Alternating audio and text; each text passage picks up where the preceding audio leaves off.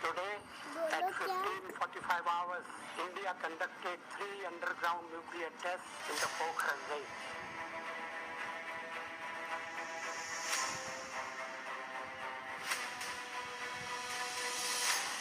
मई 1998 शाम को तत्कालीन भारत के प्रधानमंत्री श्री अटल बिहारी वाजपेयी जी ने राष्ट्र को संबोधित करते हुए कहा था, उनकी बातों ने पूरे देश को गौरव, पराक्रम और खुशी के पल से भर दिया था।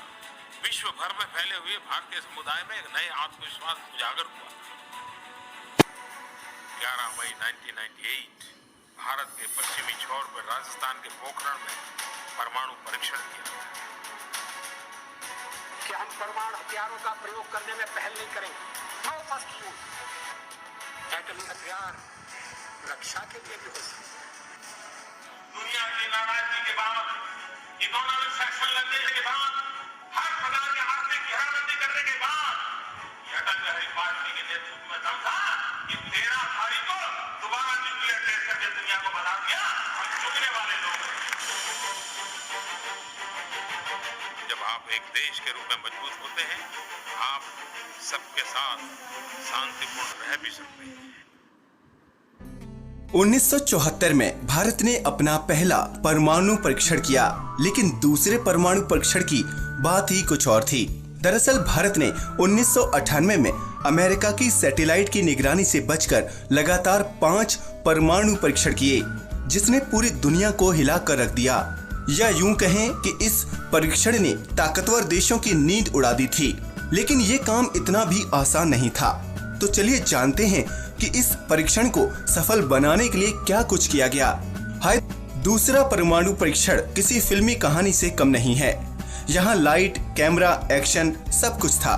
कुछ सीक्रेट मिशन की शुरुआत होती है राजस्थान के पोखरण से, जहाँ भारत ने 1998 में 5 परमाणु परीक्षण को सफल बनाया।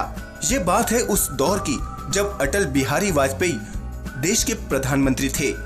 इस कदम के साथ ही दुनिया भर में भारत की चर्चा शुरू हो गई थी। परीक्षण के अगले साल 11 मई से भारत सरकार ने रिसर्जेंट इंडिया डे मनाने का फैसला किया। लेकिन क्या आप जानते हैं कि अमेरिका के साथ साथ भारत के सभी दुश्मन देश चाहते थे कि ये परमाणु परीक्षण किसी भी कीमत पर ना हो पाए। इसके लिए अमेरिका की खुफिया एजेंसी CIA भारत की हर एक हरकत पर नजर रख रही थी और उसने अरबों रुपए खर्च कर सिर्फ पोखरण पर नजर रखने के लिए 4 सैटेलाइट लगाए थे। इन सैटेलाइट्स की खासियत ये थी कि जमीन पर खड़े भारतीय सैनिक की घड़ी का समय भी देख सकते थे। लेकिन भारत ने इन्हें भी मात दे दी, जिसके बाद CIA की इंटेलिजेंस पर सवाल उठने लगे। जैसलमेर से 110 किलोमीटर दूर पोखरण एक कस्बा है। परमाणु परीक्षण के लिए भारत ने इस जगह को इसलिए चुना था क्योंकि यहाँ से मानव बस्ती बहुत दूर थी। दुनिया की नजरों से छिपकर ये काम करना इतना आसान नहीं था, क्योंकि पाकिस्तान बलूचिस्तान की चगाई पहाड़ियों के पास परमाणु परीक्षण करता है और भारत के इस पोखरण में छिपकर सीक्रेट मिशन को अंजाम देना आसान काम नहीं था। यहाँ उगी थोड़ी बहुत कटीली झाड़ियाँ जिनकी लंबाई बस कंधे तक थी। ऐसे में बिना किसी की नजर में आई परमाणु परीक्षण करना किसी बड़ी चुनौती से कम नहीं था। लेकिन हमारे जाबाज वैज्ञानिकों ने इस मिशन को सफल बनाने के लिए पुरजोर कोशिश की। उन्होंने रेगिस्तान में बालू के बड़े बड़े कुएं खोदकर उसमें परमाणु बम रखे और फिर उनको बालू से ढकने का काम बखूबी किया। इन कुओं के ऊपर बालू के पहाड़ बनाए गए जिन पर मोटे मोटे तार निकले थे, जिसके बाद आग लगाई गई और बहुत जोर का धमाका हुआ। धमाके के बाद ग्रे कलर का बड़ा सा बादल बन गया और विस्फोट की जगह एक बड़ा सा गड्ढा। वहीं इस जगह से कुछ दूरी पर 20 वैज्ञानिकों का एक ग्रुप पूरे घटनाक्रम पर नजर रखे हुए था। कहते हैं कि जैसे ही ये विस्फोट हुआ तो एक वैज्ञानिक ने हवा में मुट्ठी उठाते हुए कहा कि catch us if you can, यानी अगर पकड़ सको तो हमें पकड़ो। दरअसल ये अमेरिकी खुफिया एजेंसी को खुली चुनौती के तौर पर बोला गया था। पोखरण परमाणु परीक्षण से जुड़े कई राज भी हैं जिन्हें कभी पूरा बताया नहीं गया। ऐसे में लेखक राज चिंगप्पा ने इस पर किताब लिखी जिसका नाम था वीपन्स ऑफ पीस, यानी शांति के हथियार। इस किताब में ऐसे कई किस्से हैं जो हिंदुस्तानी जाबाजी और इंटेलिजेंस की गवाही देते हैं इन्हीं में से कुछ किस्से इस तरह से हैं।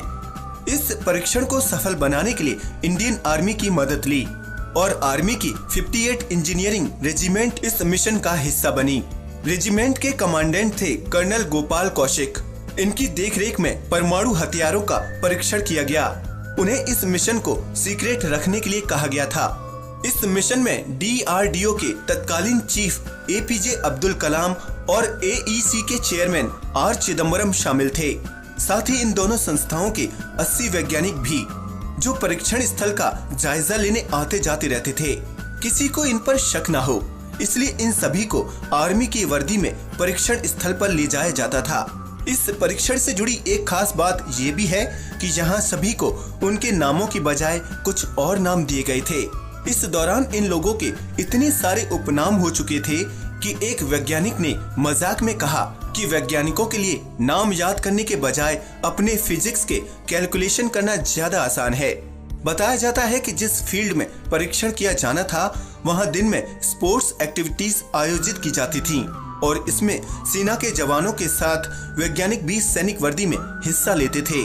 जैसे ही भारतीय वैज्ञानिकों को पता चलता कि यहाँ नजर रखने वाली सैटेलाइट की नजर धुंधली हो गई है, फौरन वे खुदाई कर परीक्षण में जुट जाते थे। इस मिशन से जुड़ी एक और मजेदार बात ये है कि ऑपरेशन के दौरान दिल्ली के ऑफिस में कोड वर्ड में बात की जाती थी, जैसे क्या सियरा अभी कैंटीन में विस्की पिला रही है, क्या स्टोर आ चुका है, जिनमें कैंटीन का मतलब सीक्रेट चैम्बर और सियरा माने साइंटिस्ट होता था। इसका मतलब होता था कि क्या वैज्ञानिकों ने काम करना शुरू कर दिया है।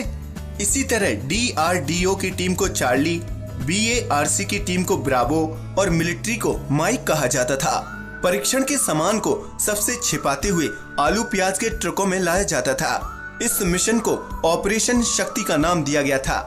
बम के दस्तों को लेकर भी कई सावधानियां बरती गईं ताकि किसी को इसकी भनक न लगे। भारतीय हाइड्रोजन बम का नाम व्हाइट हाउस और एटम बम के एक दस्ते का नाम ताजमहल रखा गया था।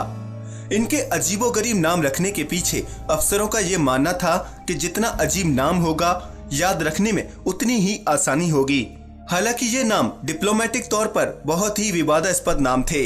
इस मिशन के बमों के नाम कुछ इस तरह थे। शक्ति 1 एक थर्मोन्यूक्लियर डिवाइस 45 किलो टन की पावर का था, लेकिन इसे 200 किलो टन तक के लिए बनाया गया। शक्ति 2 एक प्लूटोनियम इम्प्लोशन 15 किलो टन की पावर का, जिसे एक बम या मिसाइल की मदद से एक वारहेड के रूप में इस्तेमाल किया जा सकता है। ये डिवाइस 1974 के स्माइलिंग बुद्धा के परीक्षण में इस्तेमाल किया गया। शक्ति 3 ये एक एक्सपेरिमेंटल लीनियर इम्पल्स डिजाइन था, जिसमें नॉन वीपन ग्रेड प्लूटोनियम का यूज किया गया। ये न्यूक्लियर फिशन के लिए जरूरी सामग्री थी, जो 0.3 किलो टन का था। शक्ति 4 एक 0.5 किलो टन की एक्सपेरिमेंटल डिवाइस। शक्ति 5 एक 0.2 किलो टन की एक्सपेरिमेंटल डिवाइस। इसके अलावा एक और बम था, लेकिन उसका परीक्षण नहीं किया गया। हैरानी की बात यह है कि पोखरण के सबसे नजदीकी गांव खेतोलाई के लोगों को इसकी भनक तक नहीं लगी थी। परीक्षण के कुछ समय पहले ही गांव खाली कराए गए थे।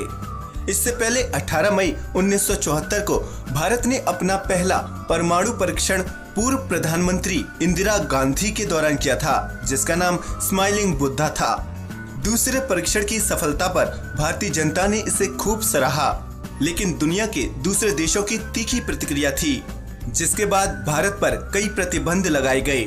इस परीक्षण के बाद अब्दुल कलाम ने एक इंटरव्यू में बताया था कि उस समय भारत पर अंतर्राष्ट्रीय दबाव काफी ज्यादा था, लेकिन तत्कालीन PM अटल बिहारी वाजपेयी ने तय किया कि वो आगे बढ़कर परीक्षण करेंगे। इसके साथ ही भारत एक परमाणु ताकत बना। भारत के इस परमाणु परीक्षण की सफलता से दुनिया भर में भारत का झंडा गर्व से लहरा रहा था और हर हिंदुस्तानी का सीना फक्र से ऊंचा हो गया था। दोस्तों, आपको क्या लगता है कि अगर उस समय अटल बिहारी वाजपेयी के अलावा कोई और प्रधानमंत्री होता तो क्या इतना बड़ा डिसीजन ले सकता था? अपनी राय कमेंट बॉक्स में जरूर दें। आज के लिए बस इतना ही। वीडियो अच्छा लगा हो तो प्लीज इसे लाइक और शेयर करें, साथ ही चैनल को सब्सक्राइब भी करें। जय हिंद, जय भारत।